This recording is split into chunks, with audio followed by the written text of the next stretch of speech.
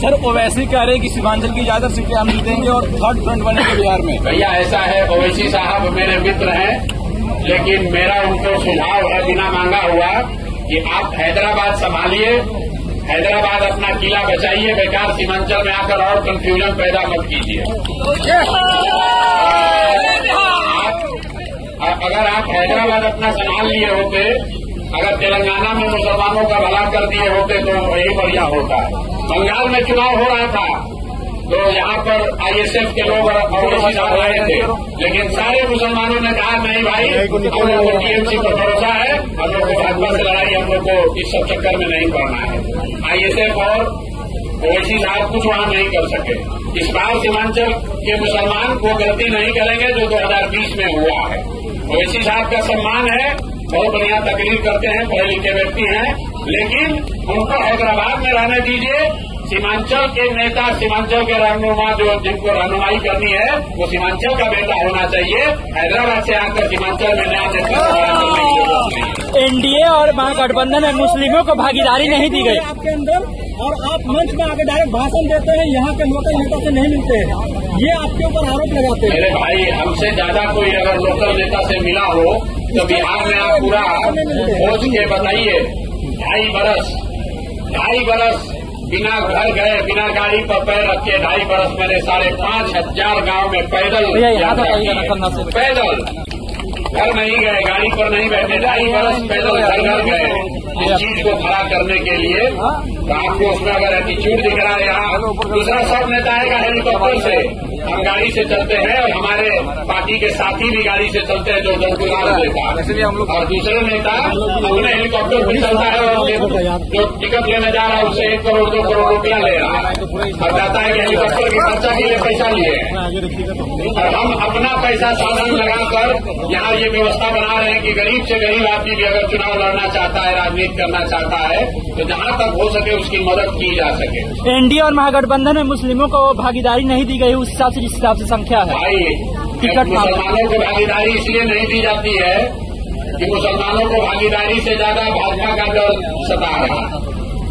मतलब आजाद भारत के इतिहास में पहली बार बिहार में किसी एक दल जनसुराज ने, याद रख लीजिए भैया, 34 मुसलमानों को टिकट दिया है। लेकिन और यही नहीं, ताली इस पर मत बजाइए, हमने घोषणा ये की थी कि जहां से सीमांचल को छोड़कर हमने पूरे बिहार में जहां कहीं भी मुस्लिम विधायक हैं या कोई मुस्लिम प्रत्याशी है वहां पर जनसुराज मुस्लिम विधायक प्रत्याशी नहीं देगा। तो हम लोगों ने वहां पर मुसलमानों को लड़ाया है जहां आपकी संख्या है, लेकिन कोई मुस्लिम विधायक पहले से नहीं है, कोई दूसरे दल का मुस्लिम प्रत्याशी नहीं है, ताकि कल होकर कोई इल्जाम न लगाए कि भैया ये मुस्लिम प्रत्याशी खड़ा करके इन्होंने वोट बांटा है।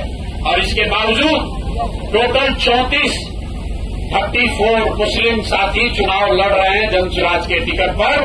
आज तक कोई एक दल ऐसा नहीं हुआ जिसने 34 मुसलमानों को टिकट दिया हो। लेकिन यहाँ पर जो हमारे विरोधी होगा कोई, तो कहेगा 34 को इसलिए दिए हैं कि हम लोग का वोट काटना चाहते हैं। तो मुसलमानों के साथ दिक्कत ये है कि आपको पूछे तो दिक्कत, आपको न पूछे तो दिक्कत। आपको टिकट दिया तो कह रहा है इतना टिकट दिया, जरूर कोई न कोई पीछे बात होगा, हम लोग का वोट काटना चाहते हैं। अगर टिकट न दें तो वही मुसलमान कहेगा हम लोग भैया क्या करें, आप भी तो बड़ा बड़ा बात करते थे, लेकिन आप भी तो हम लोग को हिस्सेदारी नहीं दिए। तो मेरे भाई, ये आपका शक हम पर नहीं है, ये आपका शक अपने आप पर है। पिछले 25-30 साल में मुसलमानों को भाजपा का डर दिखा दिखाकर इतना डरा दिया गया है कि आपको जो आदमी आता है उस पर आपको शक ही होता है, आपको अपने आप पर भी शक होता है। जहां आपकी 90,000 1 लाख आबादी है वहां चुनाव लड़ने जीतने में भी आपको शक होता है। इसीलिए मैंने यही बात कही, जिस दिन आप भाजपा का डर अपने मन से हटा देंगे, अपने आप आपकी आधी समस्या खत्म हो जाएगी। और उसी प्रयास में जनसुराज लगा हुआ है। आप आज मानिए या कल मानिए, प्रधान जी कितने चलना आपको है जनसुराज में ही, आपको लिख के दे देते हैं। आप 1-2 साल समय ले सकते हैं, लेकिन चलना आपको जनसुराज में ही है, क्योंकि जीतेगा जनसुराज ही, जीतेगा जनसुराज ही। आपको तय करना है भाई, और मेरा कोई अहंकार नहीं है। हमने आपको पहले कहा कि पैगंबर साहब ने क्या बताया है ईमानदारी से किया गया जद्दोजहद कभी बेकार नहीं जा सकता है। हम लोग ईमानदारी से प्रयास कर रहे हैं। जीतेगा जनसुराज ही आपको तय करना है। आप अभी कंधा लगाइएगा तो जरूर हमारी लड़ाई थोड़ी आसान हो जाएगी। लेकिन अगर आपने कंधा नहीं भी लगाया, हम पर भरोसा नहीं भी किया, तो भी आपसे कोई शिकवा शिकायत नहीं है।